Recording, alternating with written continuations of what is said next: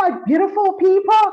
This is our first episode of African Mompreneurs. Can you believe it? We are here now. We've been talking about this and say we want to spotlight women. We want to support women who are in business all over Africa. Where are you watching us from? Tell me below. Where are you watching us from? And we want to just go all over Africa and talk to women that are doing business, women that have said, you know what? We are going to get into this field because anyway, the Bible tells us in Proverbs 31 that woman was a farmer, she was in manufacturing, she was in real estate. Why not us? And today I've got a good friend of mine who knows me when I was a tiny little girl, all the way, in the 90s. Yes, in the 90s or 80s. Oh, I can't remember. But welcome, Vimbai. How are you doing? Hello, Samu. Hello. Hey. It's been long. We've known each other since the 80s, actually. It is the Since 80s. we were tiny Hey. little kids in primary school. Yes, it is the 80s. Yeah. Because the 90s we were in high school. That's when I think we got separated and went our different ways. Yeah, but it's really been a long time ago. But it's nice to reconnect finally, in SA as business women. Yeah. I love it. Yes. Now we are in another space. And, in my language, they say, abanye babonana, bazophinda babonana. I mean, those who've seen each other will see each other again. And here we are now, hey? Yeah, and I guess it's come true for us, hey? Yeah. Vimbai, take it on. Please introduce yourself. Let the ladies know who you are. Where are you? Are you married now? Do you have kids? Take us on. All right. Yeah, my name is Vimbai Tshuma. Yeah.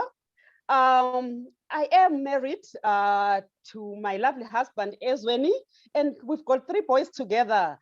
And yeah, I'm just in the middle of something, not believing that my firstborn has actually moved out. And yeah, I'm just trying to take that all in. Yeah, Wow. but yeah. Yeah, the joys of being a mother. I don't know whether I'm happy for him, but at the same time, you know what? I'm starting to feel like the emptiness syndrome is creeping in on me. So yeah, but yeah, I'm in South Africa, Joburg, by the way. Yes, yeah. So yeah, I'm running a business. I am the founder and CEO of Sanath Trading.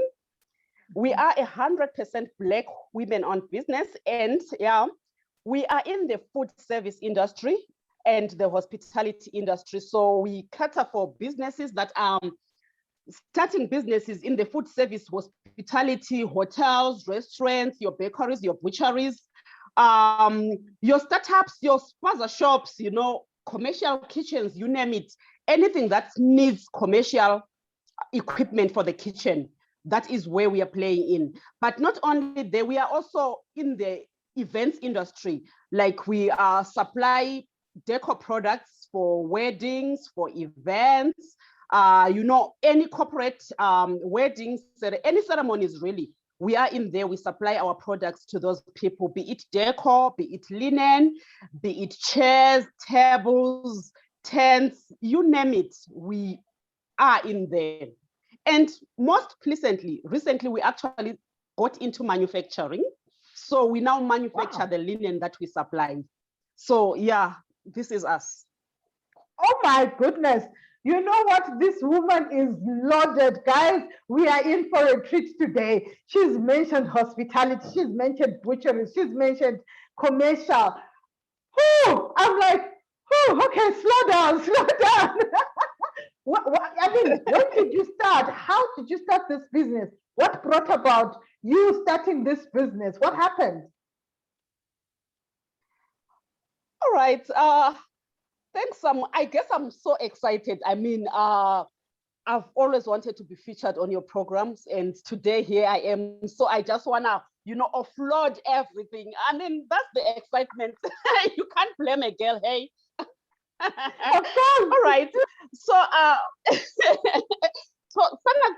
Sanath Trading was started in 2011 as a partnership, as a family business, really, with my husband and myself. Then I was working for an energy company. I was in the energy sector.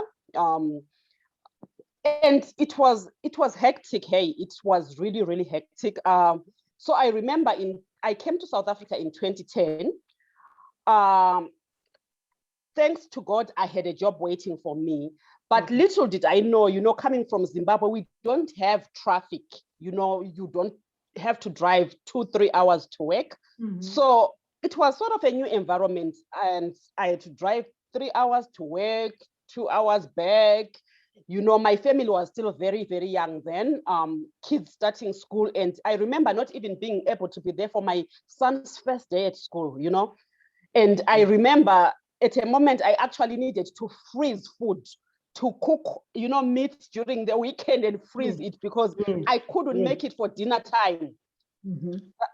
Believe you me, that can be very frustrating for any mother. And these are the struggles that the mothers have. These are the struggles that the mothers have. And that's why we're having these talks, that some woman out there get inspired, learn from Vimbai. Vimbai is talking about freezing food so that her family can have a proper meal, not her coming with a takeaway.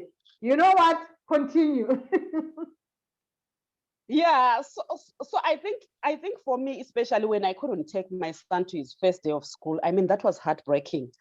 When I couldn't see my son was going to crash, crying out for me, because I couldn't manage to drop him off because I had to head in a different direction for work. And in most cases, I had to leave so early, Yeah. And coming back at night, my husband would have already be putting these kids to bed. So yeah, it was hectic. Yeah. And I think I just got frustrated. I was just like, no. This is just too much. I need to be there for these boys before they grow into old men. So yeah. Before they move out. Now one is moving out. Yes, before they move out, because that happens so fast. So I think that's when I decided, you know what, let me try this entrepreneurship thing. But I think Samu, me from school, I used to sell sweets, I used to sell this and that. So it was always in me. I always wanted to start something. So I think it was just that frustration that led me to say, okay, maybe the time is right for me to start right now. Okay. Yeah. So I think. But then, how then did you get into this hospitality, the food services? You could have been an entrepreneur selling hair, selling clothes. What then attracted you to this industry? So I didn't start off in this industry per se, specifically. So I've always had a passion for energy. So my startup was providing alternative energy, right? When I started, it was a matter of providing alternative energy. So in the hospitality industry, remember, I needed to provide, I was focusing on gas appliances, being able to enable our people in Africa who are in remote areas to start these businesses using alternative energy. So providing gas stoves, solar fridges and all of this stuff. So that's how I started and got into this industry. Yeah. Okay. Tell me, you're talking about this gas, like gas appliances. What did you do? Were you buying them, or were you because now you talked about manufacturing. How did you get into this? How did you start up? All right. So starting up, really, I remember when I decided that I'm going to start up Sanath Trading, all I think we had was the money to just, rent up a space, pay the deposit. But having been in the industry, so I had created sort of some synergies with some suppliers who managed to, give me some stock to start up with. I already was having some products being manufactured for me directly from China with my brands. So coming directly from China, but these were the smaller appliances like the connections, the gas cooker tops, And I think basically I was playing in the household industry per se, both household and commercial, but trying to do my part in fighting energy poverty, really. Okay. So you're fighting the energy problem, to say that, because I use gas as well in my home, and it's better than, the electricity, because I know that even when electricity is not there, I can cook meals for my kids. Definitely. But remember, for you, it's an option, right? But for women in the rural areas, in the outskirts, it's not an option. So they are having to use wood, and they are being exposed to this smoke perpetually. So they needed cleaner energy from somewhere. They needed someone to provide affordable, clean and renewable energy alternatives for them. So they don't have an option to say, okay, I do have electricity, but I can choose to switch to gas because maybe electricity is more expensive or whatever. Or maybe you deal with the inconveniences of load shedding, but they don't have that. Right. So they needed that. So basically, that is where my passion lay. Right. But eventually, businesses, they evolve. I think customers begin to determine for you what it is that they want. So I ended up more in the commercial space, more in the commercial kitchen space, where I still get to provide businesses even in the outskirts that needs, like for example, bakeries. We've got gas ovens, we've got gas chip fryers, we've got gas grillers, to just enable you to run your business even in a remote site. You can open your bakery like in Malipati there down in Zimbabwe, such remote areas, then you can really run your business and be sustainable. So that was basically the thinking behind. And then the business just sort of evolved as customers, demanded more things. They said, can you supply us with this? Since you're already giving us this, can we have this? And all the complementary products then came together. And that is when we decided that, okay, I think it's still in the hospitality industry. So we have 3 strategic business units: the food service equipment business, we have the events and deco products business, and we have the linen manufacturing business. Okay. So from what you are saying, these the gadgets, the appliances, do you hire them out or are you selling to these people?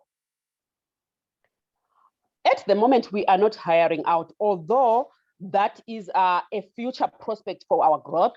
But at the moment, we are currently selling these. And believe you me, we are currently selling in about 10 African countries, really.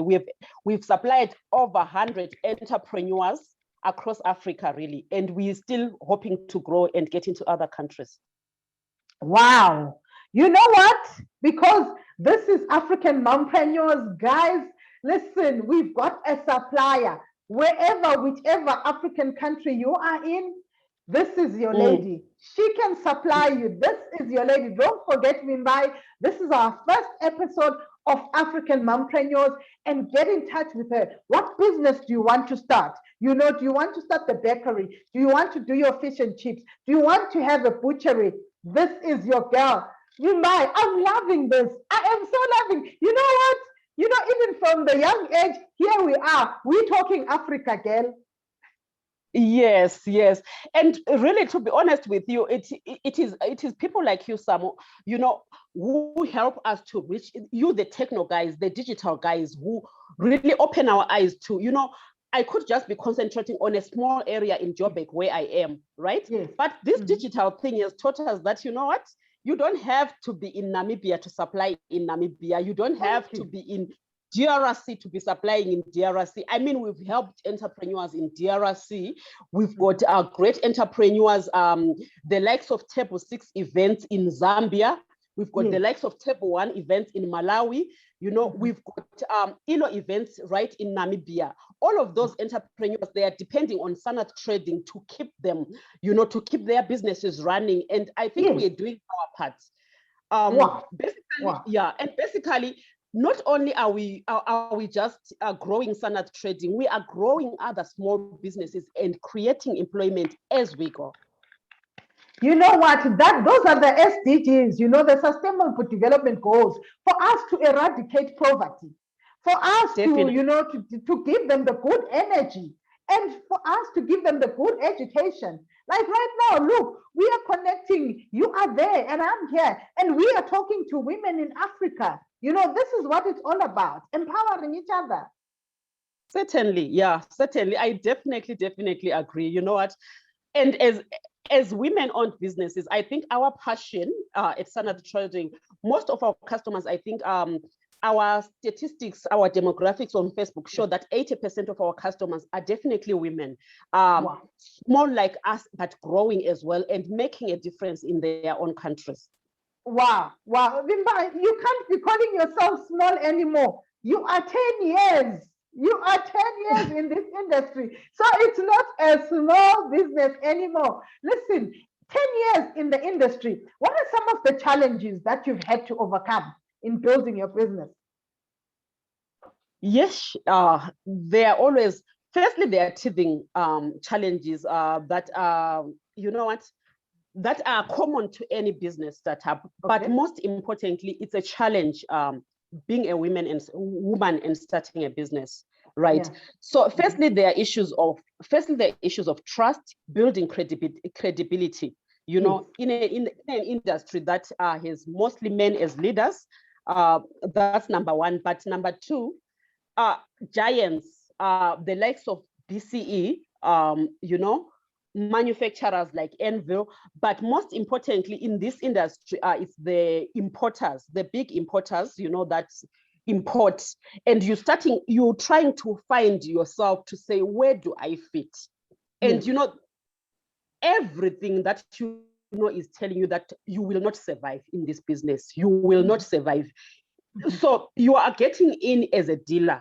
So that's the space that we got in as. You are getting in as a dealer, but as a dealer, you are competing with your suppliers. Yes. Your supplier is also your competitor. Yes. Then how then do you manage to survive, in that industry where you're competing on price, which for us was very important for us to, pivot and start manufacturing so that we can then, in a way, for part of our business, start controlling the value chain. It was really trying to address some of those challenges of being a dealer where you are competing with the manufacturers. That's the first thing. The other thing is really getting funding to start your business. I'm telling you, that's a nightmare for any startup. And to date, we really haven't received any funding from anyone. We have been a self-funded business, because it's very, very difficult to get funding, the collateral that you need. And as a woman, you're putting your whole livelihood at risk. You remember you've been working, right, having a consistent income, and now you want to go into this space where the income is not guaranteed. And believe you me, the past 10 years have taught me that nothing is guaranteed. Suddenly you have to cut on the toys that you can buy your children, because channel the resources elsewhere. Suddenly the household needs to depend on just one income because you are busy chasing this dream that you don't even know whether it will one day become something. So financial resources, that's also the challenge. But also another challenge is also the collateral that is required. Even the banks, even the so-called funders that say they fund small businesses, when you go there with your proposal, they want to say, okay, fine, now we want Mr. So and so to see them that they are on this whatever. But remember, you can't put all your eggs in one basket, and I can't risk the whole family for this dream. So you want to separate the assets, or you don't want to put the assets of the family at risk. And now, when they're saying now, you know what, we want your husband to sign for surety, surely that's becomes a bone of contention, because as much as he believes in me, you know what, at one moment it's just a dream, Samu. It's just a dream. It's really, really tough. we have had to just let many applications go because you know what? Yeah, they couldn't come to the party and sign for it. So you just have to say, you know what, I can't, I can't get this because of now you want my husband to come on. I think Africa and I think leaders need to believe that women, we can stand by ourselves and start our own business. And we can be our own surety. Someone needs to start believing in us. I mean, 10 years and running, it has to say something. You know what? Like you're saying that they need to believe in us. I mean, come on, we carry these children for 9 months alone. Say that again. Alone for 9 months, and they trust that we can, we can carry on their legacy. But then they don't want to believe in us. How come? Yeah, no, I think something needs really to be done because I think our leaders are talking a lot. They talk a lot about empowering women. Yeah. But I'm telling you, it's so difficult to get this empowerment that they are talking about. Yeah. But I also guess that it's time we also needed to stop looking elsewhere and started empowering ourselves, just like we're doing on this platform, definitely. That is it. That's why, like, when I got this mandate to say, let me feature women that are in Africa that are doing business, we are going to grow. This is our first episode. When we now get to episode 100, people are going to be looking and saying, what are these women doing? Who can we help in that? The UN is going to come because right now we are solving the sustainable development goals of energy, of eradicating poverty. And they are going to be looking at us and saying, there are women there. What are they doing? And they are the ones that are going to come and help us. I'm waiting for that day. Anyway, on a lighter note, what are your favorite books? What are your favorite, like 2 books that you like reading or that have impacted you? All right. There's a lot of books that has impacted me, right? Yeah. But one of them is I think one of them that I read earlier on when I was starting business is Robert Kiyosaki. What's that book? Is it his first book? Rich Dad Poor Dad. Yes, Rich Dad Poor Dad. Rich Dad Poor Dad, Rich Dad Poor Dad, right? And I also have a lady writer that I really, really love, Sarah Jacks. Yes. So I listened to her YouTube. Yes, I listened to her. So I've recently read her book. The title has just evaded me, but I've recently read her book. But I'm waiting for my copy. So I'm just wait. I'm the lady that I want my book like traditional. I literally buy the book. So I'm waiting. Your physical book. Yes, I want my value empowered. Yeah, my value added wife. It's my next on the list actually for this holiday. Yeah, that one and Tools of Titans are the books that I'm going to be devouring this holiday. Yeah. Yes, definitely. Any favorite entrepreneurs that you follow? 2 entrepreneurs that you follow and they are your virtual mentors. I follow Vusi Tembewayo. Yeah, I follow Vusi a lot. But I also follow Brian Tracy. Okay. Yeah, so he's in the space of empowering entrepreneurs, really. His talks, yeah, I also follow Brian Tracy a lot. Yeah. Okay. Let's turn it around. Do you have any question for me? Yes, I mean, you know what? I'm just excited. Firstly, I love the vibe. You know what? You just I'm normally shy. I think you know that. But hey, you can't be shy on some online. That doesn't happen. It doesn't happen. You just have to be smart. Look at you, all small. Obviously, I'm captured, Samu. But hey, you know what? This journey, where you taking this? Really, I mean, your first book. I mean, I haven't read it because I'm still waiting for my copy. I need my hard copy. But I will. but you know, I've heard all from the beginning, from when you were starting it, when you're writing, and when you were into property and all of that. Tell me, how's the journey? How do you manage all of this? Like, I think when I started, I talked about the Proverbs 31 woman. She is Yeah. the kind of woman that motivates me, you know, that says you can't only, you know, have one stream of income and just be waiting. And my husband also says, I don't want a sugar pera wife. That's big Yes, for you guys. no, no, yeah, no, yeah, definitely. Yes. But Waiting for the husband to bring salt from work. Like, I didn't cook because there wasn't salt. you're waiting for the husband. So I get challenged, you know, by the Proverbs 31 woman. And for me, coming from a family of 12 children and 10 mothers, 12 children, 10 mothers. You heard right. I'm an African child. That's why I love dealing with African women.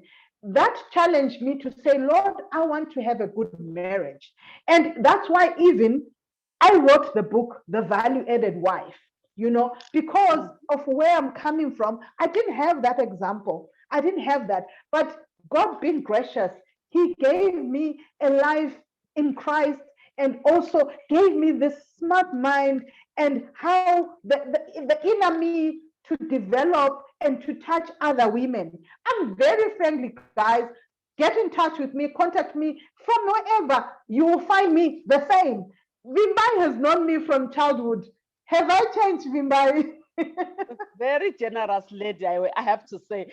And I see, you know what, don't take this lightly, because women in Africa, we need this platform. We need this exposure.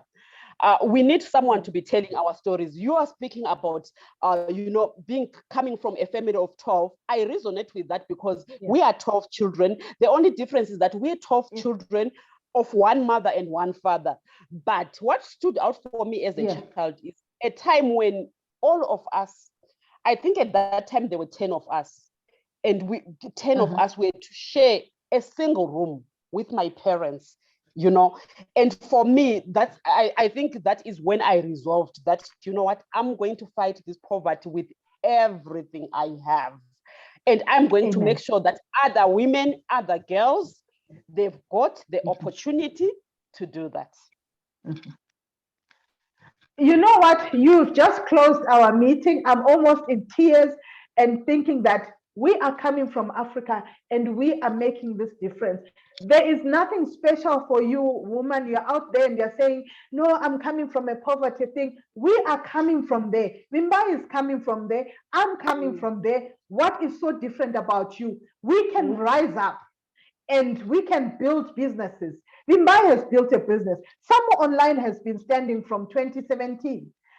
This is like our 5th year or something like that. And we are rising. I'm in the digital space. I'm in this space, but it has not been easy. But I have pushed on. And you are watching me there. You can push on. There's nothing special about you. There's nothing special about me. We are women, and God has graced us to be incubators. If you can carry a child for 9 months, you can do anything, my lady. Vimbai, let's not stop. Let's not start preaching here. What are your last words, girl? All right. Thank you, Samu. You know what? I say I'm as ordinary as they come. And if I could do it, any other woman can do it. Thank you so much, Samu.